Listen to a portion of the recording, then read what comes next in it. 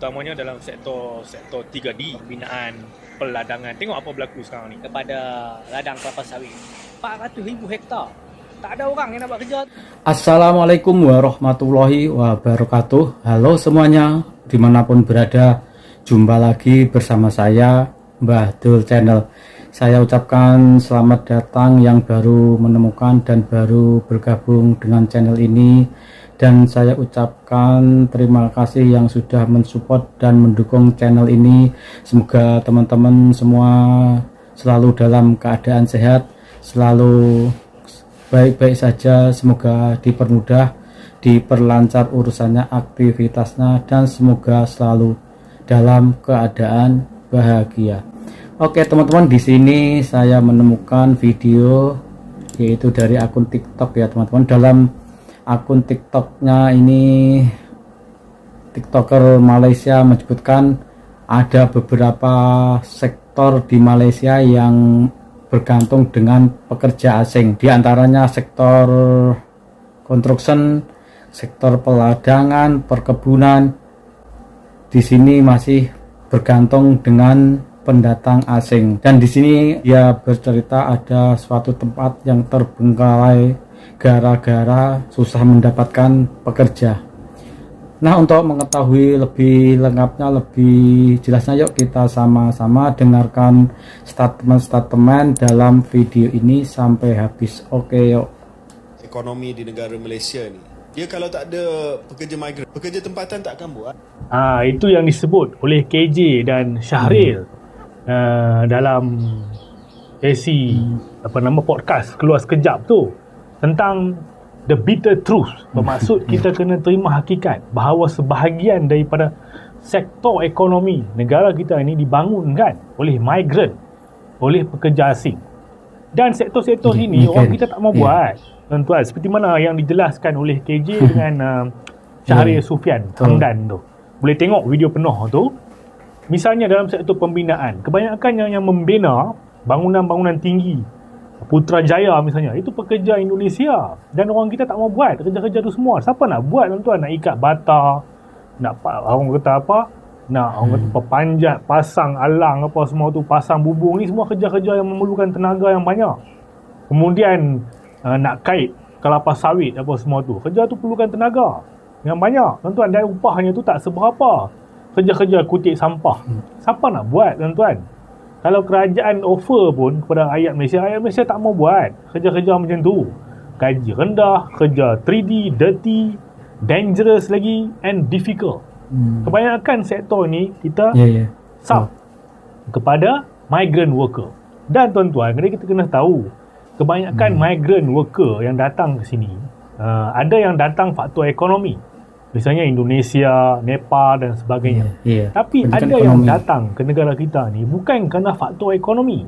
Dia adalah refugees. Orang yang datang kerana perang ataupun genocide yang berlaku di negara mereka. Contohnya macam pelarian Rohingya itu. Itu genocide, perang, bukan dia datang faktor ekonomi. Dan krisis ini adalah krisis satu dunia. Bukan krisis di Malaysia saja. Krisis ini satu dunia tuan-tuan. Dan itulah saya tengok, saya setuju dengan apa yang KJ cakap, dengan apa Syahril Sufian Hamdan cakap tentang isu ini. Jadi sisi kemanusiaan itu perlu kita ada, sisi kemanusiaan itu. Dan jangan kita benci secara berlebih-lebihan. Ya, kadang-kadang memang kita tak suka orang kata apa dengan sikap mereka, kadang-kadang tak boleh nak, tak boleh nak orang kata apa, assimilate dengan budaya tempatan. Itu kita faham, kerana mereka tidak ada pendidikan, mereka tak pergi sekolah dan sebagainya. Tapi yang saya tak setuju tu, ada segolongan orang yang menabur kebencian terhadap satu golongan secara berlebih-lebihan, sehingga tak nampak aspek orang kata apa, kemanusiaan, tuan-tuan. Dan mereka ni bukan datang dengan rela hati. Mereka datang kerana negara mereka itu, kampung halaman mereka diserang, diperangi. Dan ini berlaku di Indonesia, di Thailand, di lagi banyak sekali di Bangladesh. Cox's Bazar tu juta orang duduk di kemah-kemah tu. Itu ramai. Dan tuan-tuan tahu tak, sekarang ni kalau kita halau mereka ni, orang-orang Muslim ni, mereka ni Muslim, Bangladesh, Rohingya ni orang Islam. Kalau kita halau mereka, tuan tahu apa dia punya impak dia. Tambah-tambah mereka ni ialah UNHR tu, refugees itu, kita tak sign. Okey, kita tak sign. Orang kata apa, perjanjian migrant ataupun maksudnya kalau kita sign perjanjian, saya lupa nama perjanjian itu, perjanjian refugee something 1950 something. Negara yang sign, maksudnya dia pergi ke negara itu, dia boleh kerja. Dia boleh dapat pendidikan, dia boleh ada kehidupan. Cuma tak boleh mengundi je lah, macam di UK tu, macam di Perancis boleh kerja apa semua boleh. Malaysia tak boleh sebab Malaysia tak sign, tapi kita masih ambil mereka tu sebagai refugees lah kan. Tak boleh lah pergi sekolah apa semua tu sebab dia kita tak sign. Kalau tak ada orang asing yang tak ada buat kerja, tanam sawit, kebun, rumah tinggal, bersih longkang, susahlah hidup rakyat Malaysia. Betul tuan-tuan? Kadang-kadang kita kena akui sumbangan ekonomi mereka ni, terutamanya dalam sektor 3D, pembinaan, peladangan. Tengok apa berlaku sekarang ni kepada ladang kelapa sawit. 400,000 hektar. Tak ada orang yang nak buat kerja tu. Busuk orang kata apa, buah sawit tu ditandas. Susah nak dapatkan orang. Saya tak ingat jumlah berapa hektar tu, tapi ratus-ratus ribu hektar jugalah. Kemudian getah. Getah. Getah 400,000 hektar. Ladang getah yang terbiar. Siapa yang nak toreh getah? Tak ada orang nak toreh getah. Orang kita tak mau buat. Sini buat kerja-kerja yang kerja-kerja 3D lah. Sektor ni diambil oleh orang asing. Jadi kita bukan kata kita nak biarkan berleluasa. Mereka ni pekerja, kita adalah manager, kan?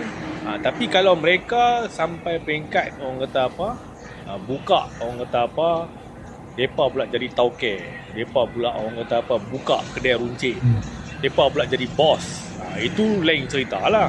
Itu saya pun bimbang. Tapi saya cakap sekarang ni kita employ mereka dalam sektor yang orang kita tak mau buat. Sebab apa?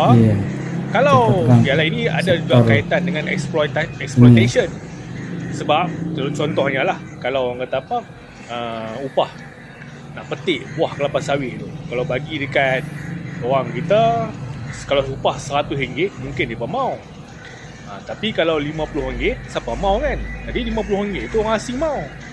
Sebab mereka tak ada baggage, tak ada tanggungan. Selain tu mereka akan terima apa saja offer yang diberikan. Jadi ini juga peranan majikan, exploitation.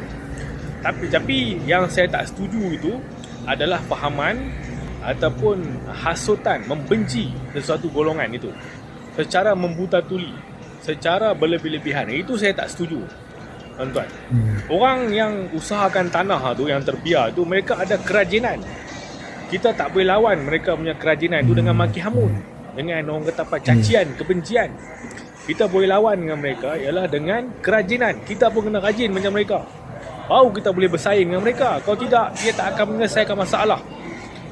Dia tak akan selesaikan masalah, tanah tu tetap terbiar juga. Jadi ini pandangan saya lah dalam apa hal ini. Dan apa pandangan tuan-tuan, cuba tulis dalam komen. Baiklah, tadi ulasan dalam video ini, dia bercerita dalam sektor tadi masih digerakkan oleh pendatang. Semoga video tadi menjadi informasi dan bermanfaat untuk teman-teman semua. Terima kasih yang sudah menonton dan sudah subscribe. Yang belum subscribe, silahkan subscribe biar bisa mengikuti video-video saya berikutnya. Oke, saya minta undur diri. Wassalamualaikum warahmatullahi wabarakatuh.